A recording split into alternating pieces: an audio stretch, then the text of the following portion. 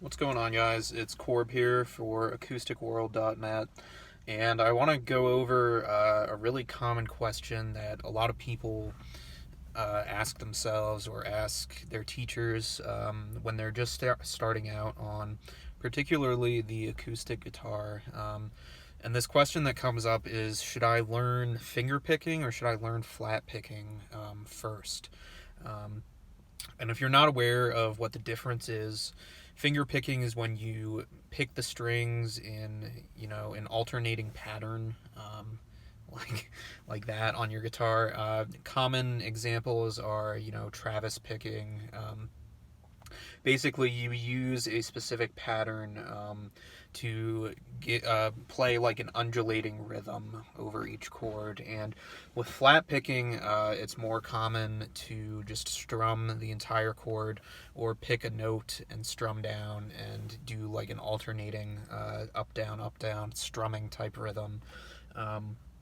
So that's just a basic rundown of the differences between the two. Um, but when people ask this question, I like to answer it with a question, which is, what kind of guitarist do you want to be, or what kind of music do you like listening to? I think that's the most important question to ask yourself when you're considering this. So, if you're more into singer-songwriters and folk music, like say James Taylor or Gordon Lightfoot or Simon and Garfunkel, even Jim Croce, stuff like that.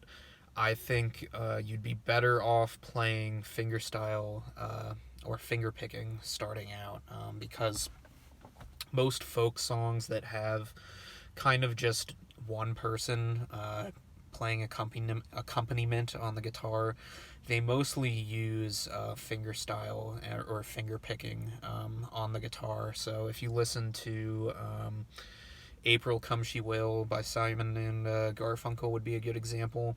Most of James Taylor's really famous songs are finger picking. Trying to think of an example. Country Road by James Taylor. Most of I'm drawing a blank here, but most of James Taylor's songs use finger picking. So, if you're more drawn to that style of music, I'd point you towards finger picking or finger style. Similarly, if you want to play classical guitar, finger picking is pretty much a must. So, you should definitely go that route. Other genres like acoustic blues music usually are more often done with the fingers than with a traditional flat pick. So I would say look into what kind of music you're already listening to and see what guitarists are doing within that genre. Either listen closely or watch videos of them or look up lessons on the rhythm parts of the sections of the guitar parts of the songs that you already like. And if they are using fingerstyle, then that's what I would go with. In terms of flat picking for acoustic music, you're going to find that more often in country, bluegrass, country western, still some folk and singer-songwriting stuff, but I would say finger picking is more common in those genres. But especially if you're going to be playing bluegrass music or country music, I would say flat picking is the way to go. Rock music as well, I would say. There's still a lot of finger picking in rock, acoustic rock, but if you're gonna play rock, and especially if you think you might play both the acoustic and the electric, I would say flat picking, using a flat pick and learning how to strum with a pick is the way to go for you. But again, I would see what songs you like and look into what the guitarists are doing over those tracks. But if you're into those styles of music, chances are they're going to be flat picking. If you want to see popular examples of acoustic flat picking, the master is pretty much Tony Rice. I would look up. Pretty much every song you'll hear him on is flat picking. Other common flat pickers would be like Brian Sutton, David Greer.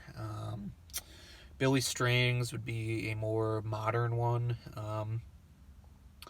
But yeah, that's what I would say, guys. It really, when you're making this decision, I would really ask you to think about, what kind of guitarist you want to be and what style of music you're mainly interested in playing, and hopefully that'll help you narrow it down. The other thing a lot of people ask is, can I just learn both? And the answer is yes, but while you're starting out, I think it's a lot easier to just focus in on one, and get really good at it. That way, you're more motivated to keep playing guitar, because if you get good at either one, you'll basically be able to play hundreds of songs, no matter which one of these you choose, which is a good point to be aware of also. But get really good at one, start playing a bunch of songs you love, and then slowly start learning the other one, if you feel the need to, and if you feel drawn to the style of music that the other one makes available to you. So, me personally, when I picked up the acoustic, I was mostly interested in bluegrass, flat picking, and the folk music I did listen to was mostly still strumming. So, stuff like Bob Dylan, the Grateful Dead's acoustic songs, stuff like that. So, most of that kind of stuff is flat picking, so I kind of gravitated towards it naturally. Um, but then I got really into wanting to play Gordon Lightfoot stuff and James Taylor, and I started listening to so many songs that made use of, fingerstyle playing, and I wasn't able to make that sound myself. So I started looking at Travis picking and fingerstyle patterns online, just on YouTube, and if you're dedicated, you can definitely learn them that way. But I actually really struggled with it after basically exclusively flat picking for so many years. So I hired a teacher to teach me Travis picking, and I'm still not great at it, but that's always an option too, is just to specialize in one of these things, and then find someone who's really good at the other style and ask them to teach you. So there's a lot of ways to go about this, and you don't have to feel overwhelmed by the decision or anything like that. So I hope this was helpful in helping you decide which of these styles is right for you. And if I can help out some more, just leave me a comment below. I also have a full article on this on my site, acousticworld.net, which might be helpful to you. So I'll try and link to the article in the description below. But if I forget to, just go to acousticworld.net, or you can find my acoustic guitar buying guide and maintenance manual in the description too, where I also talk a lot about this sort of thing. So that's my book that I will link to below as well. So thanks for watching, guys, and I'll catch you in the next video.